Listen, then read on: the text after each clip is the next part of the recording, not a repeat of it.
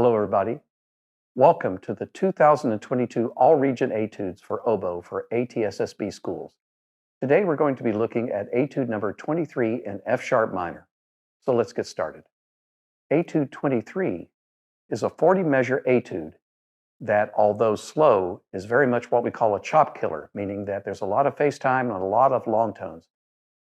Please recall you have the complete etude on your screen, but the ATSSB cuts measures 1 through 8. So today we'll be looking at measures 9 through 24, lines 2 and 3 only. Now let's take a listen and watch the music as I play measures 9 through 24.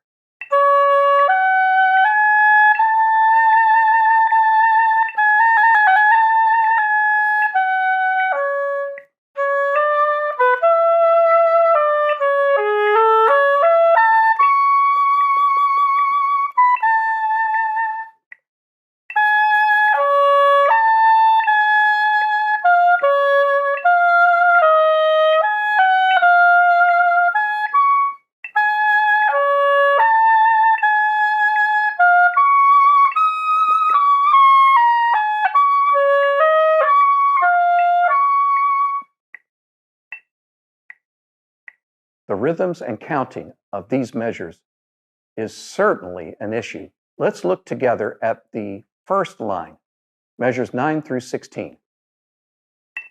And let's count it together. Ready? Ready and go.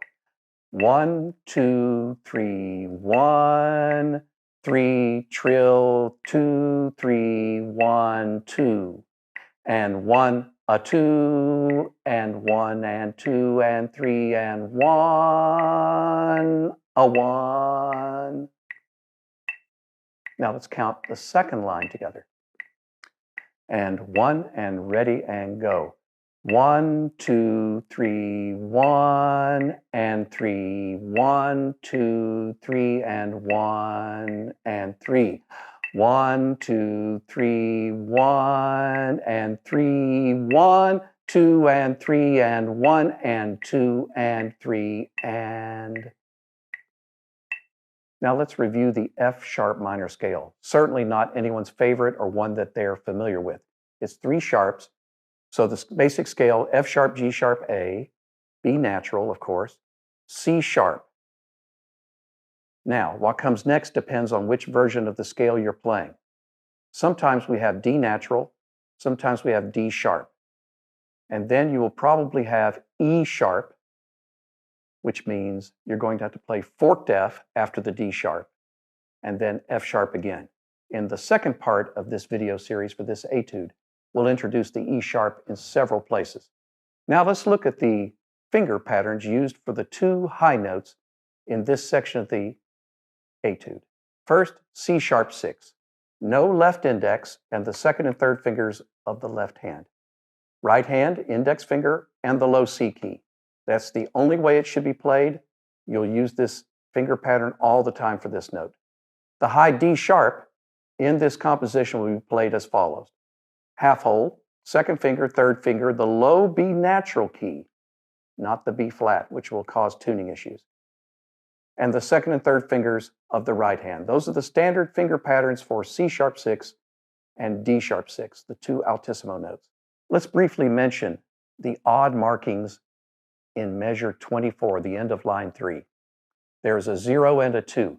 They don't belong. Back in the 1800s, when this etude was originally written, there was no way to play C sharp the way we play it today. The C sharp key did not exist in the early 1800s. So oboists played it with no fingers, literally open, hence the 0. Of course, it's horribly out of tune. We'd never think of doing it today. You can also play it like this for a trill. 1 finger of the right hand only. But again, very out of tune. We don't use that today, and you will not use it on this etude. The number 2 refers to the necessary use of left E flat because you're going to play C sharp immediately followed by D sharp. Skipping or hopping the finger is not allowed. You must do right little finger for C sharp, left little finger for D sharp. Let's talk a minute about adding phrase shaping to this etude. There's not a lot of dynamics, So we need to create phrases ourselves. If you look at the music behind me, you will notice that I've added some crescendos and diminuendos. Those are suggestions to give life to the phrase, especially measures 9 through 12, which have no marking except piano. Please notice that in the second line of this excerpt, measures 17 and 18, a crescendo is necessary to add life to the phrase. There are no major articulation issues in this part of the etude. You don't see staccato markings. Your default articulation then should be legato, as little tongue sound as possible in the tone. Let's talk about a warm-up. First, we'll start with long tones.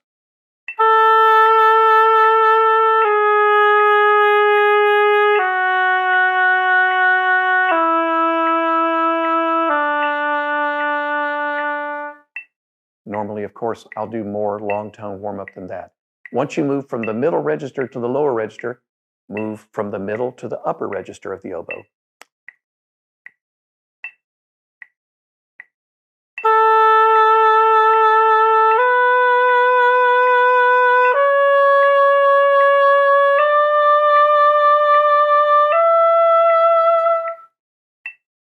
Then move to the F sharp minor scale, because that's the vocabulary of this etude.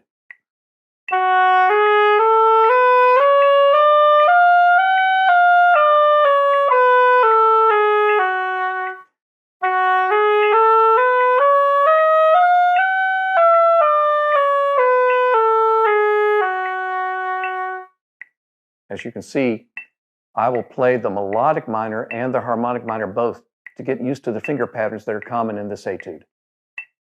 Now let's look at some of the technical issues on a phrase-by-phrase basis. We'll start with measures 9 through 12. The only significant technical problem is the trill in measure 11. You're going to trill by playing the G sharp first and then trilling with the ring finger only. So we'll practice without the trill.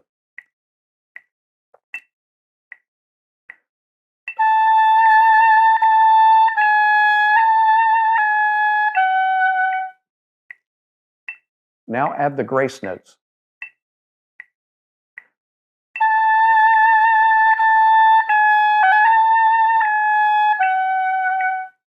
Please notice there is a global slur over that measure. You do not retongue the grace notes. Now let's think about the trill and how it's going to be played and practice that separately. You'll notice the trill makes the A, the upper note of the trill, very sharp. How many trills can we fit in? We only have one beat. Use 2 trills only. G sharp A, G sharp A, and then F sharp. Notice you do not go back to G sharp necessarily again.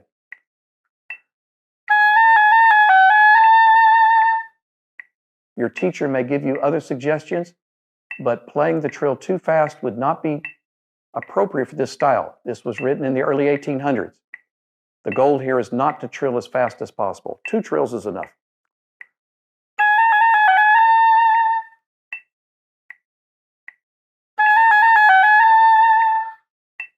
In measures 13 through 16, our single issue is the A arpeggio, in which we're going to play from C sharp to the octave above.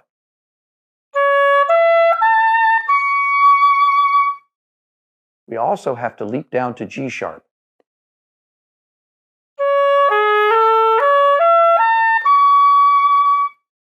A little trick I use with an advanced or professional mechanism oboe is keep the G sharp key down at the beginning of the measure, and then I don't have to worry about timing the half whole movement and the G sharp together. Watch my little finger. I'll hold the G sharp key down for the first 2 notes of measure number 14.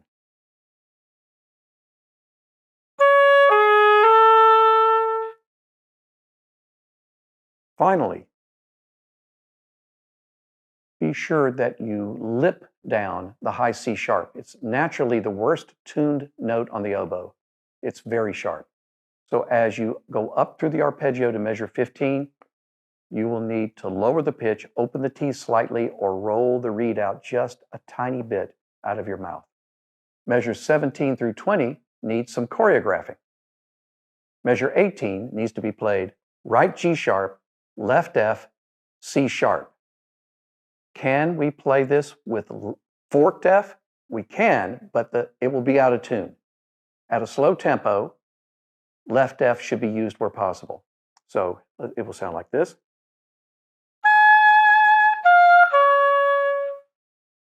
Then measure 19 has its issues as well. Left F again, D sharp on the regular side, and then G sharp. You'll then literally play left, right, left.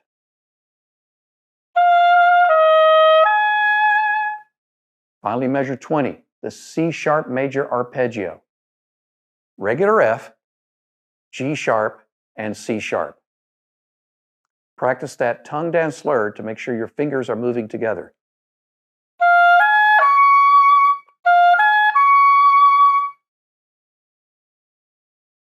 Notice, it is common for students to cheat the last note. Do not abruptly cut it off. It's okay to put a tiny retard there to prepare for a breath. Measures 21 through 24 are the hardest parts of the etude. We start with the choreography again in measure 22, right G sharp, left F, high C sharp, followed by D sharp.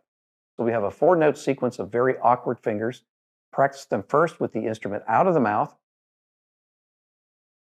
Practice with the instrument out of the mouth but blowing air.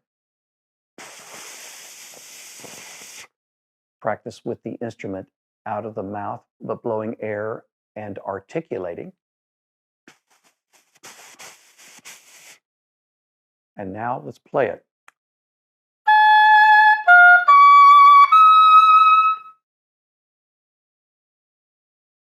Don't go on to the next part until you can do these steps all successfully. Now, the next portion, measures 23 and 24, are really tricky. After all, how many times does an oboe player play in the key of C sharp major? And that's what's happening in those 2 bars. I have had a student in past years who rewrote those measures and put everything in D flat instead of C sharp. It is allowed. There's nothing in the rules that says you cannot rewrite a measure or 2 in a different key as long as you play the music itself. That student made All-State, by the way, so it must have been successful for that person. So we have D sharp, C sharp, C natural, B flat, A sharp, G sharp. And now let's look at measure 24. That is the most awkward part.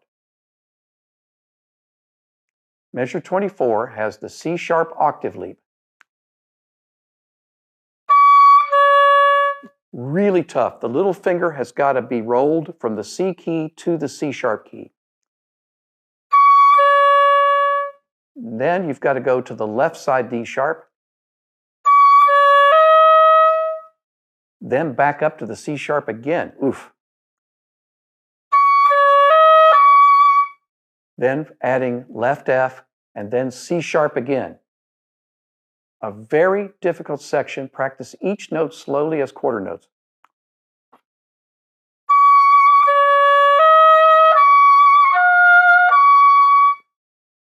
Measure 24 has a retard put in. Many students overdo this. It just needs to be a tiny retard. In tempo, we would count that measure like this. 1 and 2 and 3 and. So a little retard is all you need. 1 and 2 and 3 and. Please notice the fermata is not supposed to be long. And so to remind myself, I've even written the word short in its place. The equivalent of 1 full beat is enough. 1 and 2 and 3 and. Double the value. That's enough for that fermata. Don't try to get too soft. The oboe will not stand for it and you'll get a squawk out of it. It just says diminuendo. It doesn't say how far to diminuendo. To build tone quality, find some of the trickier notes and play them as long tones to get used to how they feel on the lip, C sharp especially.